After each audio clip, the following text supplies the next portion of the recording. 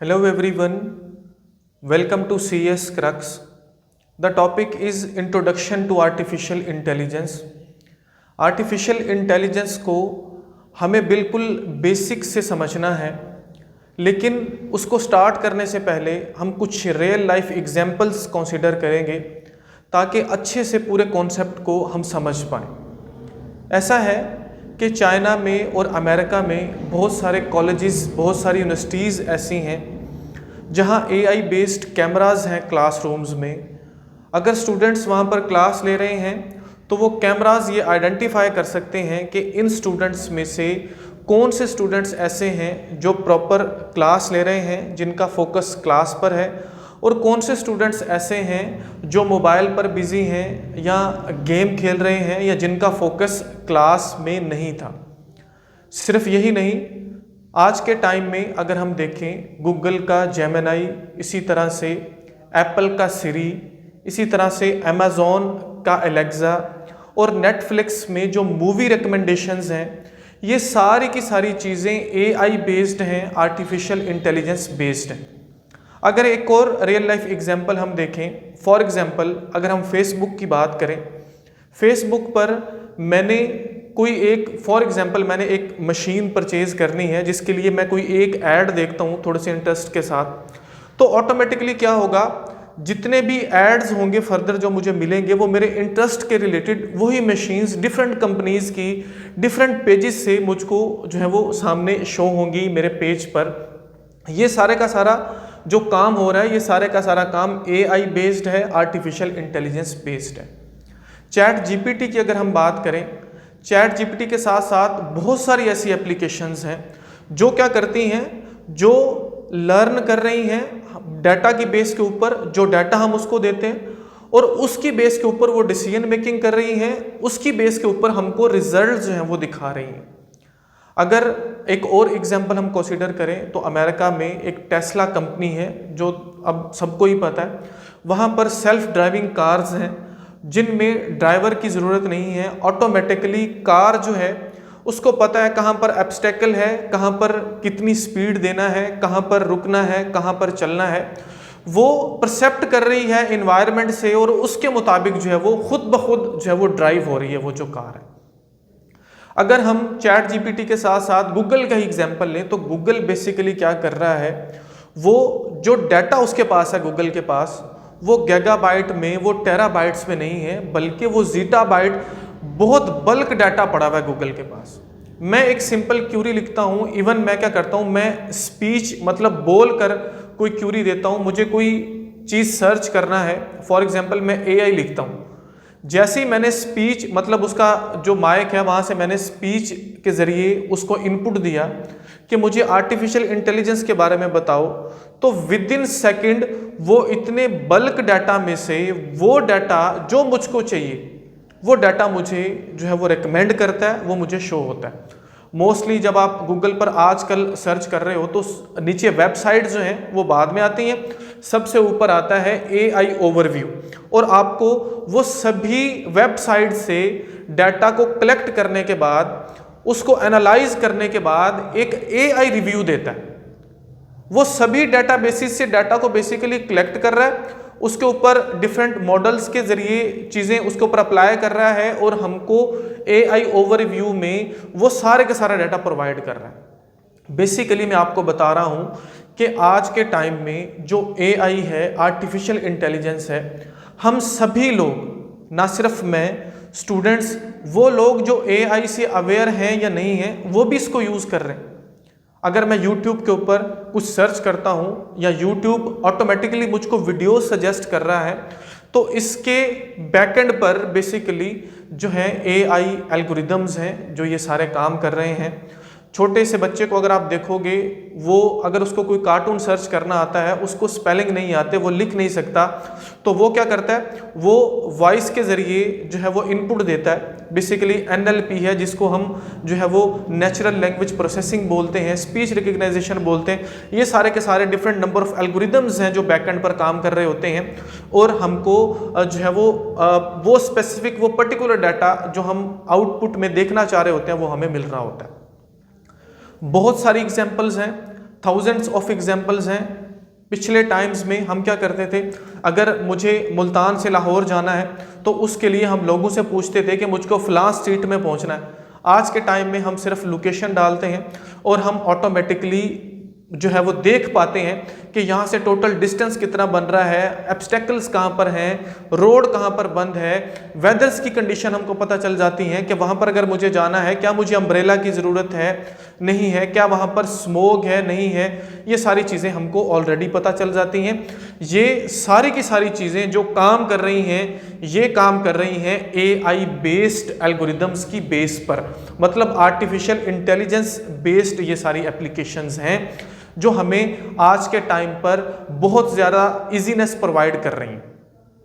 तो मैं जो चीज़ आपको समझाना चाह रहा हूँ AI के कॉन्सेप्ट को समझने से पहले, वो ये है कि आज के टाइम पर अगर हम AI से फेमिलियर हैं या नहीं हैं, हम सारे लोग छोटे बड़े AI को यूज़ कर रहे हैं, आर्टिफिशियल इंटेलिजेंस को यूज़ कर रहे हैं। और आर्टिफिशियल इंटेलिजेंस जो है वो हर जगह पर है, ना सिर्फ आज के टाइम पर बल्कि आने वाले टाइम में इसमें बहुत ज़्यादा डेवलपमेंट्स हो रही हैं और आने वाले टाइम में बहुत सारी चीज़ें हमको AI में जो है वो देखने को मिलेंगी। अब बेसिकली ऐसा है कि जो AI है आर्टिफिशियल इंटेलिजेंस, इसकी जो शुरुआत है वो हुई 1940s 1950s में, जहाँ पर बेसिकली जो मशीन्स हैं वो उनको एक मसनूई दिमाग हम प्रोवाइड कर रहे हैं।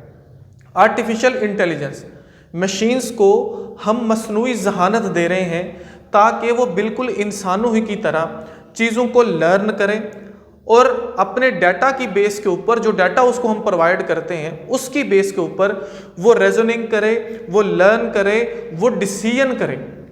ये ज़रूरी नहीं है कि वो डिसीजन ठीक होगा या गलत होगा, वो एक अलग चीज़ है। अगर डिसीजन गलत है तो वो जो एप्लीकेशंस हैं जो AI को यूज़ कर रही हैं वो प्रॉपर जितना ज़्यादा से ज़्यादा डाटा उनको मिलता जाता है, वो उस डाटा की बेस के ऊपर अपने अंदर एक्यूरेसी लाती जाती। बिल्कुल ऐसे ही जैसे एक छोटा बच्चा है, अगर हमने उसे कुछ सिखाना है तो उसको सिखाने के लिए हम उनको चीज़ें बताते हैं, हम उसको तस्वीरों में चीज़ें दिखाते हैं, हम उसको नई नई जगहों पर लेकर जाते हैं, हम उसको नंबर ऑफ पैटर्न्स की मदद से चीज़ों को समझाने की कोशिश करते हैं और वो चीज़ों को लर्न करता है। बिल्कुल ऐसे ही AI को ज़्यादा से ज़्यादा जब डाटा मिलता जाता है तो वो डाटा की बेस के ऊपर चीज़ों को लर्न कर रही होती है वो एप्लीकेशन, और अपने अंदर एक्यूरेसी लेकर आती है और हमें वो चीज़ें प्रोवाइड करती है आउटपुट में जिन चीज़ों की हमको ज़रूरत होती है। अब अगर हम आर्टिफिशियल इंटेलिजेंस को आज की टेक्नोलॉजी के साथ थोड़ा सा कंपेयर करें ताकि हमारी कन्फ्यूजन थोड़ी सी ख़त्म हो सके AI से रिलेटेड। अगर हम टेक्नोलॉजी की बात करें तो टेक्नोलॉजी में जैसा हम माइक्रोसॉफ्ट वर्ड को यूज़ करते हैं, जिसी तरह से हम एक्सेल को यूज़ करते हैं, प्रेजेंटेशन को यूज़ करते हैं, चाहे हम उसमें जितना भी कंटेंट लिख लें, चाहे हम उसमें जितनी मर्जी असाइनमेंट्स बना लें, जितनी मर्जी प्रेजेंटेशंस बना लें, वो सॉफ्टवेयर एज इट इज़ वैसे का वैसा रहेगा, उसके अंदर कुछ भी चेंजिंग्स नहीं होंगी।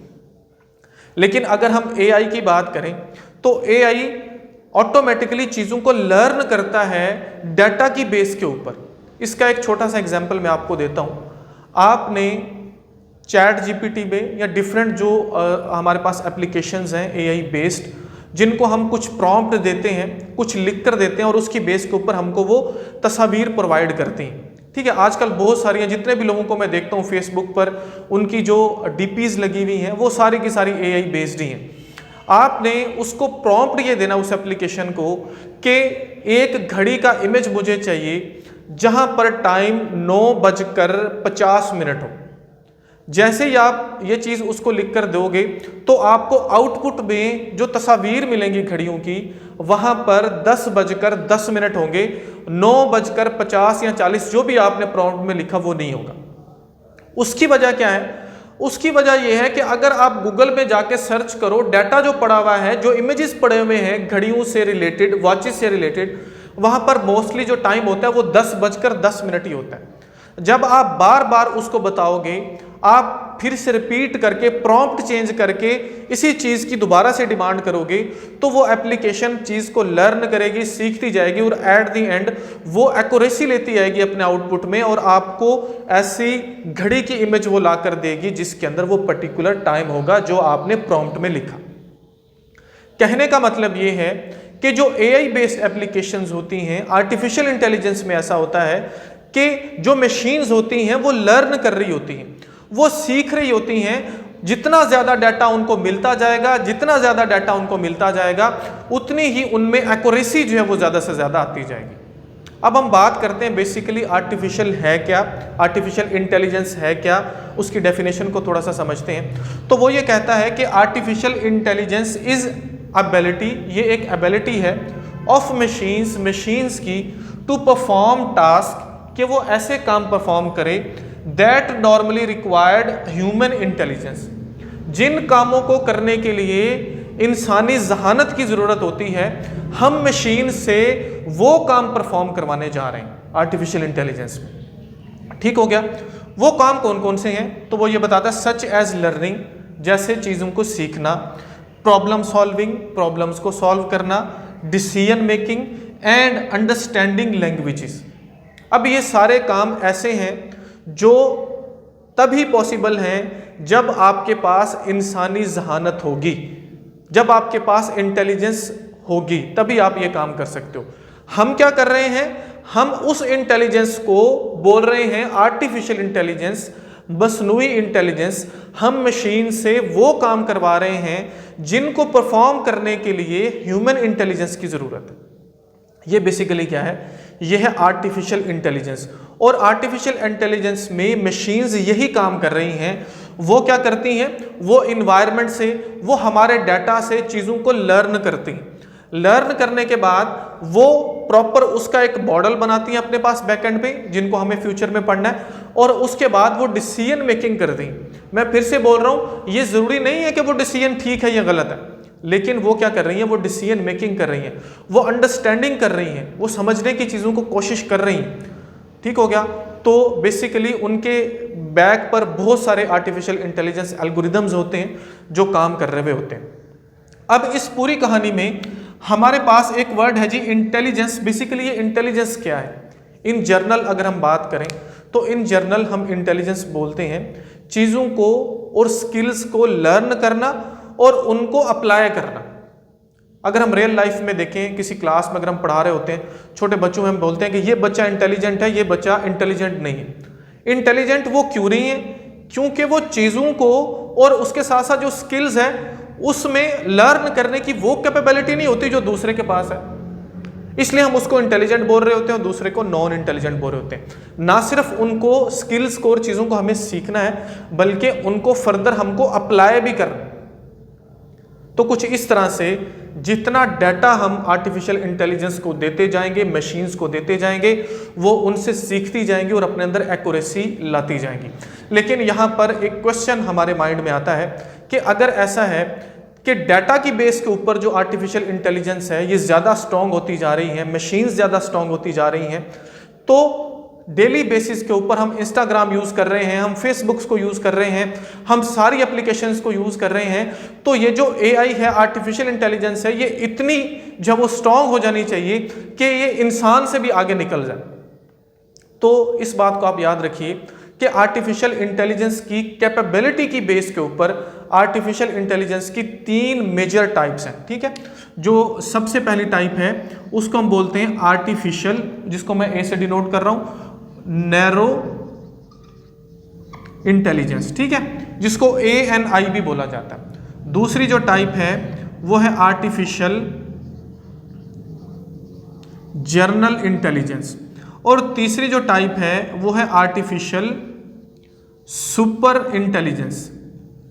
दोबारा से मैं बोल रहा हूं कि आर्टिफिशियल इंटेलिजेंस को कैपेबिलिटीज की बेस के ऊपर, मींस मशीन्स की कैपेबिलिटीज की बेस के ऊपर, जो आर्टिफिशियल इंटेलिजेंस के एल्गोरिदम्स की बेस के ऊपर काम कर रही हैं, उनकी कैपेबिलिटीज की बेस के ऊपर फर्दर 3 टाइप्स में डिवाइड किया गया है। सबसे पहली है ANI, जिसको हम बोलते हैं आर्टिफिशियल नैरो इंटेलिजेंस। दूसरी है AGI, जिसको हम बोलते हैं आर्टिफिशियल जनरल इंटेलिजेंस, और तीसरी है ASI जिसको हम बोलते हैं आर्टिफिशियल सुपर इंटेलिजेंस। अब थोड़ा सा आपने पहली टाइप को समझना है। अब ये जो आर्टिफिशियल नैरो इंटेलिजेंस है, इसमें बेसिकली जो मशीन्स होती हैं उनका काम होता है किसी एक पर्टिकुलर टास्क को परफॉर्म करना। ठीक हो गया। जैसा कि अगर हम बात करें टेस्ला में जो सेल्फ ड्राइविंग कार्स हैं, अगर वो अमेरिका के उन रोड्स के ऊपर चल रही हैं तो वो 100% एक्यूरेसी के साथ चल रही होंगी। लेकिन अगर उन कार्स को हम लेकर आ जाएं पाकिस्तान के रोड्स पर, पाकिस्तान के जो गांव हैं, जो विलेजेस हैं उनके रोड्स पर, तो वहां पर वो काम सही से नहीं कर पाती, क्योंकि उसकी डोमेन क्या है? उसकी डोमेन वही है, उसको उन पर्टिकुलर उन खास रोड्स के लिए ट्रेंड किया गया।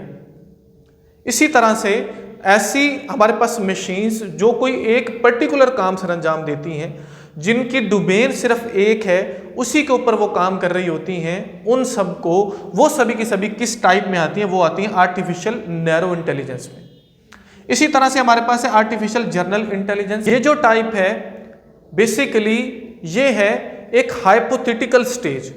हाइपोथेटिकल स्टेज मीन्स ऐसी मशीन्स जहां पर AGI यूज हो रहा होता है, ऐसे एल्गोरिदम्स यूज हो रहे होते हैं। ये जो टाइप है आर्टिफिशियल इंटेलिजेंस की, यहाँ पर मशीन्स लर्न कर रही होती हैं और उसकी बेस के ऊपर वो चीज़ों को अंडरस्टैंड करती हैं, और अंडरस्टैंड करने के बाद क्या करती हैं? वो आपको आउटपुट प्रोवाइड करती हैं।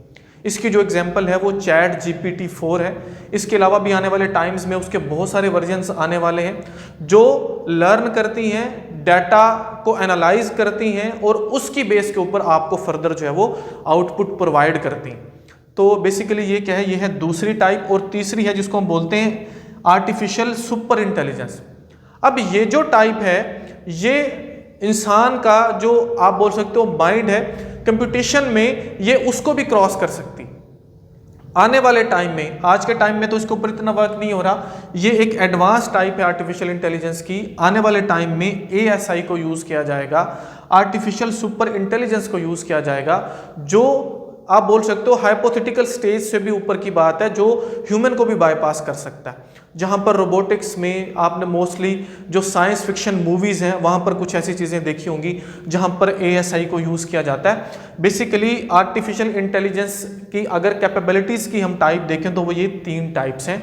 इन तीनों टाइप्स जो हैं इसकी बेस के ऊपर ही फर्दर जो है वो हमारी AI बेस्ड होती है। मशीन्स इन्हीं टाइप्स की होती हैं जो रियल लाइफ में हम यूज़ करते हैं। और उसके साथ साथ आपने इस बात को भी याद रखना है कि जो आर्टिफिशियल इंटेलिजेंस है ये बेसिकली कंप्यूटर साइंस की एक ब्रांच है जिसके फर्दर बहुत सारे सब फील्ड्स हैं, और डेली बेसिस के ऊपर इन सब फील्ड्स में इजाफा भी हो रहा है। कोई 2 सब फील्ड्स मिलते हैं, एक नई चीज़ इन्वेंट होती है। इस बात को भी आपने माइंड रखना है, क्योंकि आने वाला जो टाइम है वो टाइम AI का है, आर्टिफिशियल इंटेलिजेंस का है। आज के टाइम में अगर हम इनके सब फील्ड्स की बात करें तो उनमें से कुछ मैंने यहाँ पर मेंशन किए हुए हैं, जैसे कि NLP है, नेचुरल लैंग्वेज प्रोसेसिंग, इसी तरह से मशीन लर्निंग है, इसी तरह से रोबोटिक्स है, और इसी तरह से कंप्यूटर विजन, ये फर्दर इसके सब फील्ड्स हैं।